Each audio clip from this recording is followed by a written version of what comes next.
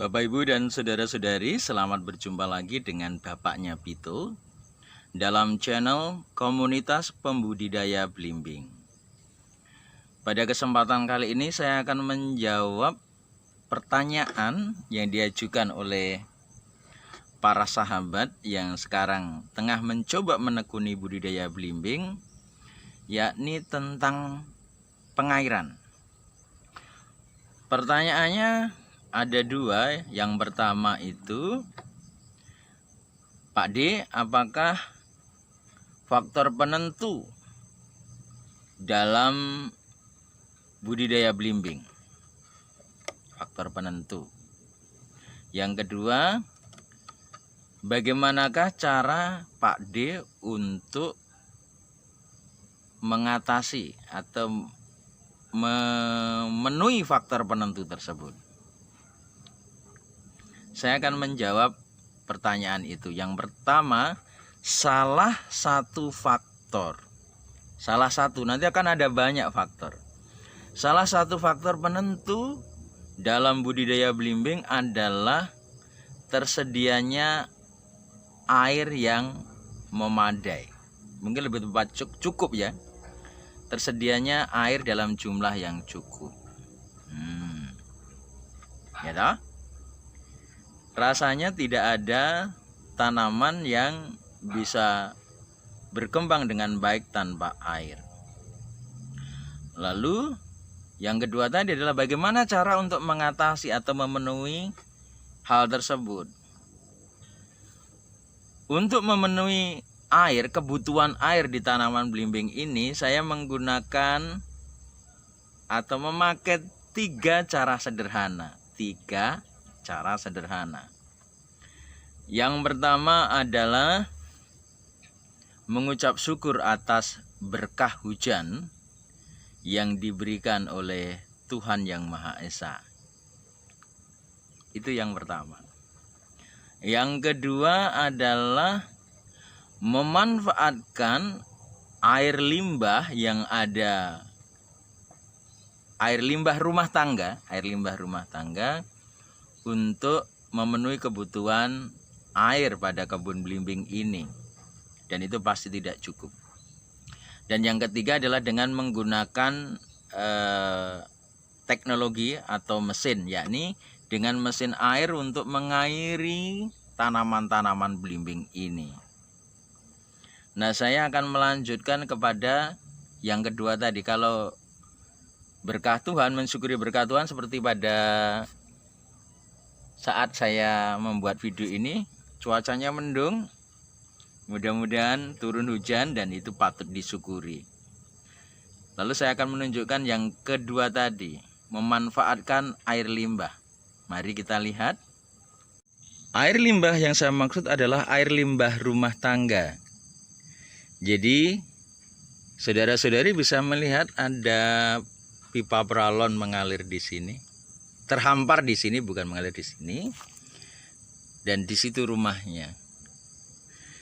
Saya menanam ember-ember berukuran 80 liter di kebun ini. Gunanya adalah untuk menampung air cucian piring yang saya alirkan dari rumah ke ember-ember ini. Gunanya adalah untuk mengairi atau menyirami tanaman belimbing agar tetap lembab. Begitulah ya tanahnya. Jadi alat dan bahan yang digunakan yang pertama adalah ember ukuran besar 80-an liter dan juga peralon. Tentu saja ada cangkul dan sejenisnya untuk membuat lubangnya. Ini adalah salah satu. Ini adalah salah dua. Lihat, air mengalir melalui selang ataupun pipa, berasal dari tempat cuci piring ini.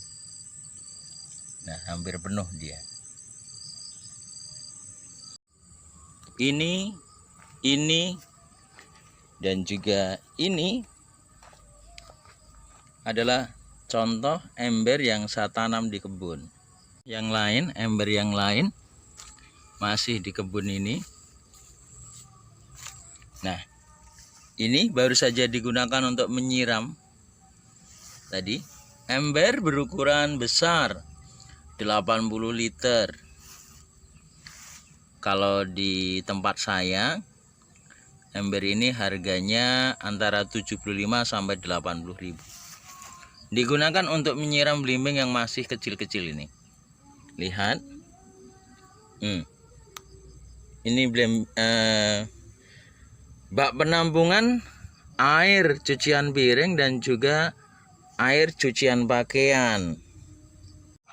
Mungkin ada yang menanyakan bagaimana cara menggunakan air-air itu. Saya akan tunjukkan. Yang dibutuhkan untuk mengairi pasti. Yang pertama adalah ember. Nih.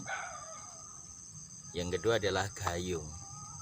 Ini dari bekas botol plastik pupuk organik yang digunakan untuk gayung, disambung dengan pipa pralon. Pipa pralon sisa. Ya tinggal ambil saja airnya.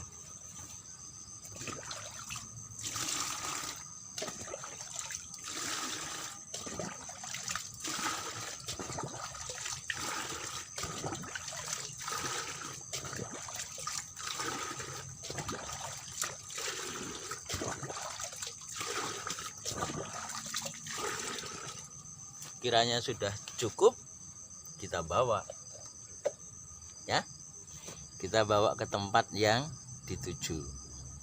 Contohnya seperti itu. Mungkin ada yang bertanya, bagaimana penyiramannya Pak D? Pilihan penyiraman ada dua, yaitu yang pertama gayung per gayung.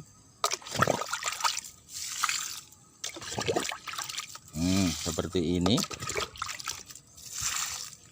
lama tapi. Atau yang kedua siram langsung. Nah, mari kita angkat.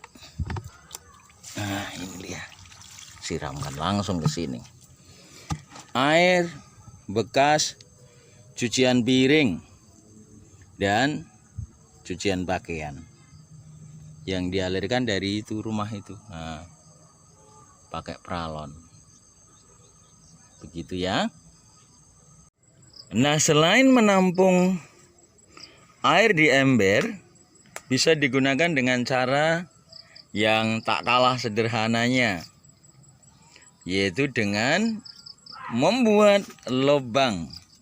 Ini semacam biopori raksasa ya. Lubang, lalu itulah ujung pralonnya ada di sana.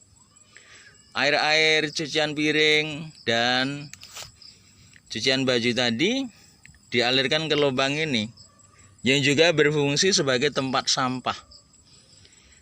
Di sekitar belimbing ini kemarin ditanami jagung dan sekarang menjadi tempat sampah untuk batang-batang jagung. Lubang diletakkan di antara dua belimbing atau 4 belimbing, 2 belimbing ya ini ya. Ini contohnya. Nah, air-air yang masuk ke dalam lubang ini akan menjamin ketersediaan air. Air di sekitar pohon belimbing ini. Lihat. Bagaimana cara membuat lubangnya? Ya tentu saja digali. Berikut ini adalah contoh lain tentang lubang besar biopori raksasa yang berada di antara belimbing untuk menjamin ketersediaan air. Selain untuk menampung air limbah tadi, limbah cuci piring dan cuci pakaian, dia juga digunakan untuk tempat sampah. Ya, sampah ini mudah-mudahan segera menjadi kompos atau pupuk yang kemudian akan dicerap, dimakan oleh tanaman di sekitarnya. Begitu ya. Ini contoh yang lainnya. Dilubangi di antara belimbing, lubangnya sebagai tempat sampah, ini bekas tanaman terong.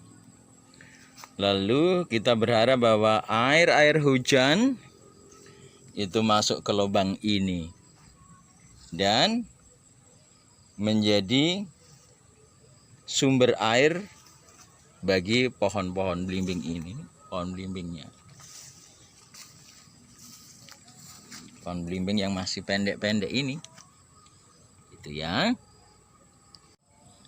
Untuk sumber air yang ketiga tentu saja tidak menjadi persoalan berarti, karena kita menggunakan mesin air yang kemudian disambungkan dengan pipa pralon maupun selang, lalu tinggal mengocorkan saja ke tanaman-tanaman belimbing yang ada. Itu paling sederhana saya rasa, tetapi makan biaya. Jadi ada 3 cara untuk memberikan pengairan pada belimbing itu. Yang pertama, mensyukuri nikmat Tuhan lewat hujan yang diturunkan. Kedua, dengan menampung air limbah rumah tangga, air cuci piring dan cuci pakaian tadi di ember-ember yang ditanam di sekeliling kebun. Dan yang ketiga, dengan menyirami memakai mesin air.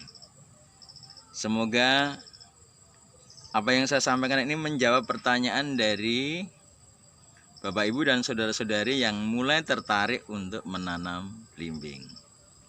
Sampai jumpa pada konten berikutnya. Salam sehat.